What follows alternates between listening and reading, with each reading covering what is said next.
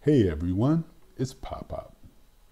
This video is from a live reading I did of the book Rapunzel, retold by Fred Crump Jr. You can find more information in the video description.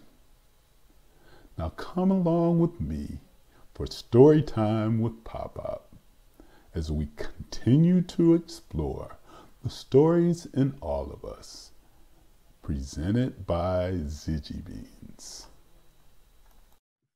Okay, so today we're going to read a story called Rapunzel. It's an old fairy tale, and it was first written by the Brothers Grimm back in 1812, but it was retold by an author named Fred Crump Jr., who wanted to have children to see an African-American take on the same old story. It's a great story that I used to read to my children when they were young, and now I read them to my grandkids who call me Pop-Up. And so, without further ado, I'll get on with the story. And just for your information, at the end, we'll take questions about the story, questions about the author, anything you want to ask afterwards, and we'll just share a little time together. Okay, so here we go with Rapunzel, retold and illustrated by Fred Crump Jr. Once, long ago, in a village by a distant sea, something curious happened. A farmer's wife gave birth to a girl with hair 7 feet long. The baby was named Rapunzel.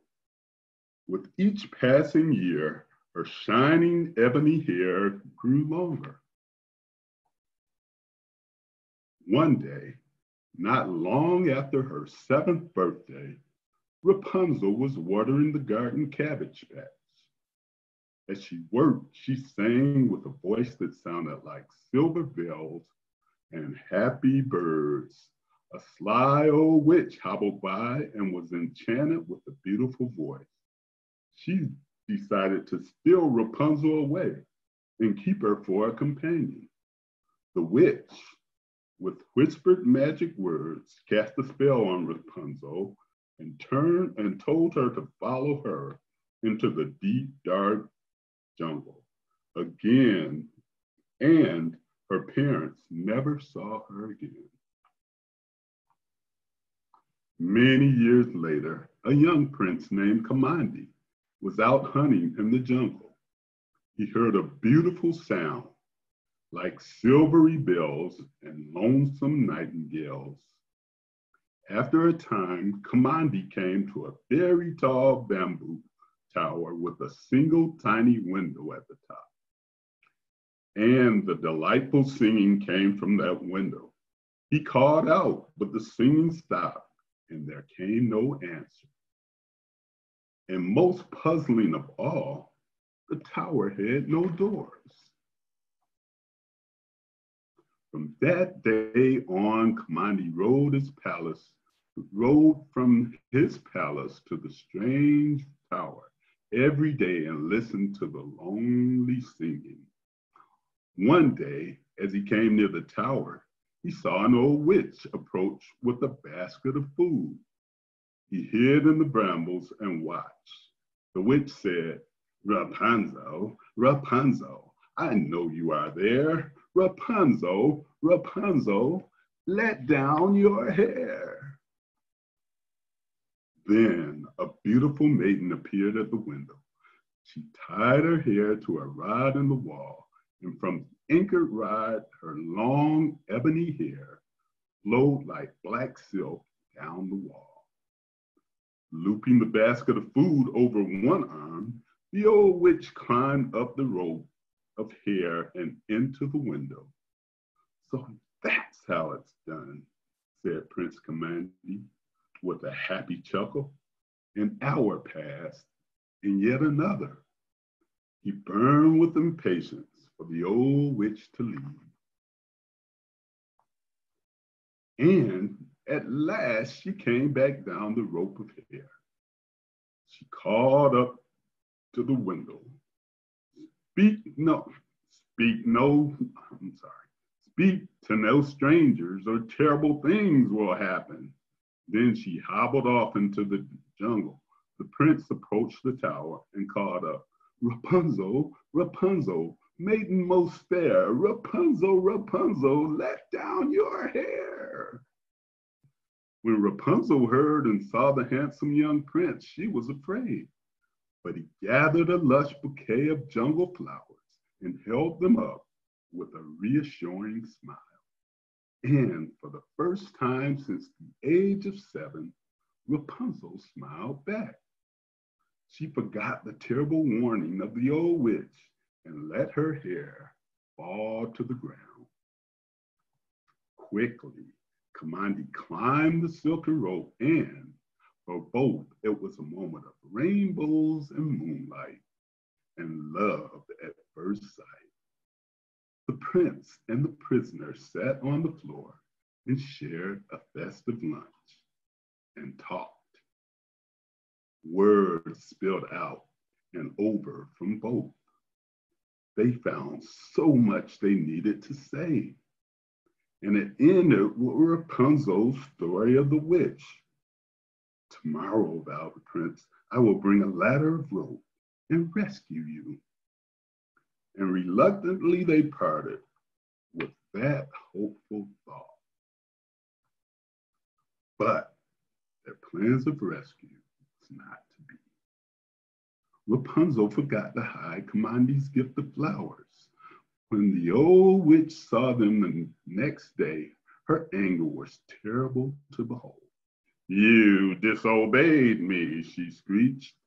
Then she picked up a blade and clutched Rapunzel's hair, hacked and chopped, and cut it all off. Rapunzel collapsed on the floor in weeping and despair. Later that terrible day, Prince Kamandi approached the tower. He called up, Rapunzel, Rapunzel, let down your hair. We shall flee from the witch who keeps you up there. The witch had tied Rapunzel's hair to the rod. Staying out of sight, she let the hair fall.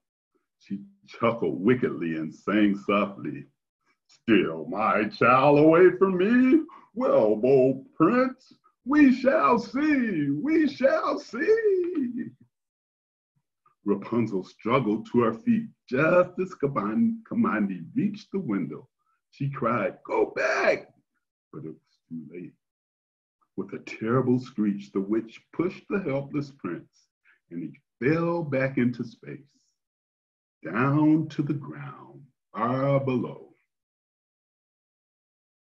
Kamandi fell into a tangle of sharp brambles, which blinded him.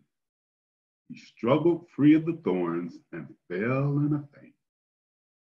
The witch cackled and chuckled and shook her fist. Now, Rapunzel, she hissed, did I not warn you?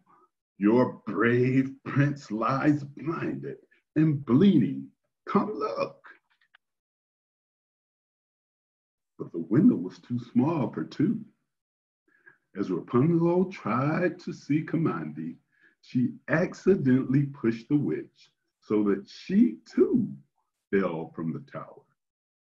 The witch shouted the magic words that would turn her into a bat. But in her haste and fear, she used the words that made her a toad.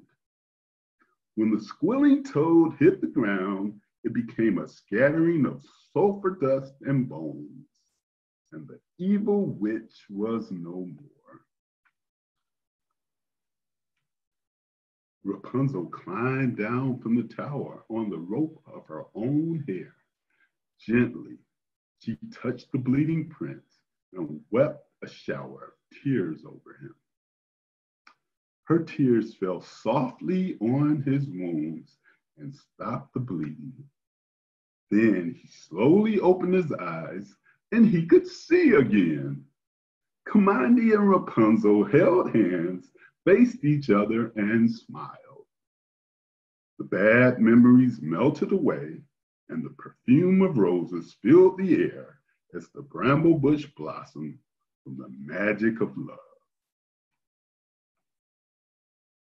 Then Kamandi took Rapunzel to his palace for a life of days filled with sunshine and laughter, and she was never lonely again. The end. Hope you guys enjoyed the story as much as I enjoyed reading it. And so if you have any questions, you can go to the chat room and enter them there. In the meantime, my lovely wife is going to join me, and she's going to tell you a little bit about the history. Hi guys, I hope you enjoyed the book. We just want to kind of like expand on the reasons why we like these books. For one thing, they took a lot of the Brother Grimm's books and they changed them and they gave them titles that our children could relate to make them more universal for everyone. The book about hair was important because we always wanted to teach the girls that no matter what your hair was, whether it was long, short, no matter what, your hair is always something to be proud of, and instilling self-esteem is always important. So we tried to find books that had a message behind them that would help instill that self-esteem in them and let them know no matter what, they're beautiful. No matter what their hair look like, they're beautiful. So that was one of the reasons why we really, really treasured this book. And we chose the books that we chose because we wanted our children to have a strong sense of who they were, but we also wanted them to enjoy the readings as we read them books. So that was those are a couple big reasons why we wanted to read the books that we read to them when they were young. And it's also a big reason why we want children and people of all ages to understand what we're reading now. Okay, so now we'll entertain a few questions. And you'll get unmuted and then you can ask your question.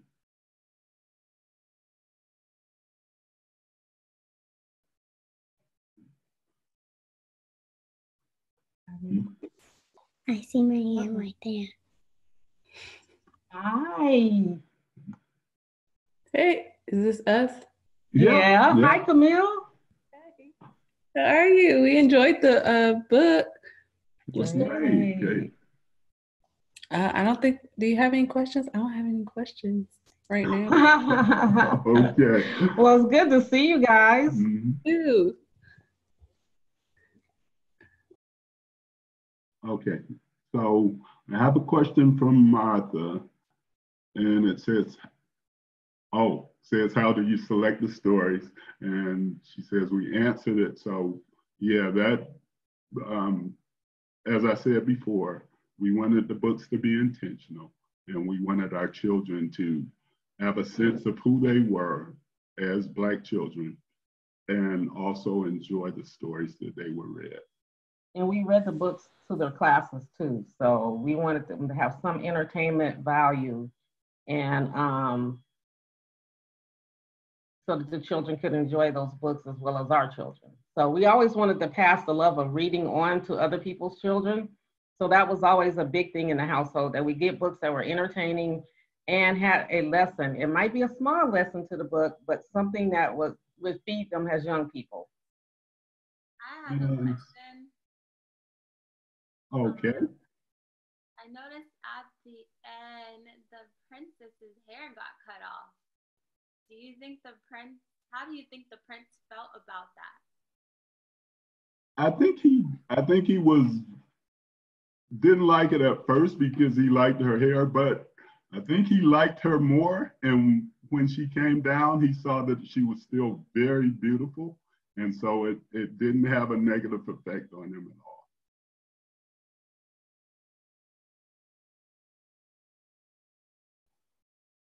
Okay, if there are no more questions. Oh, I'm sorry. Hey, Hey, Will. Will. What's up, David? How y'all doing? Enjoyed the book and the reading. So my question, man, how did the girl go to sleep in such a tight space? You couldn't put no bed. That was the smallest towel I ever seen in my life. I'm like, she's gonna be very happy. She spent years and years sleeping in a chair or standing up. So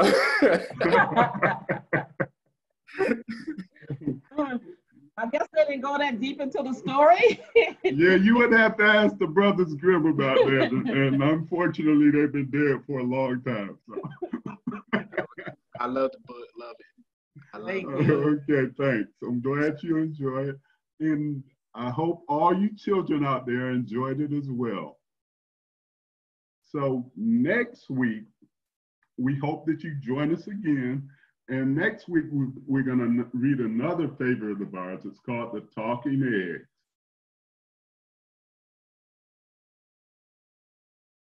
Okay, so thanks again for coming. And we're going to sign off. This is Pop and Gigi. And we'll see you next time. Bye-bye. If you enjoyed this video, please check out ziggybeans.com, where we offer more creative programs for children and families.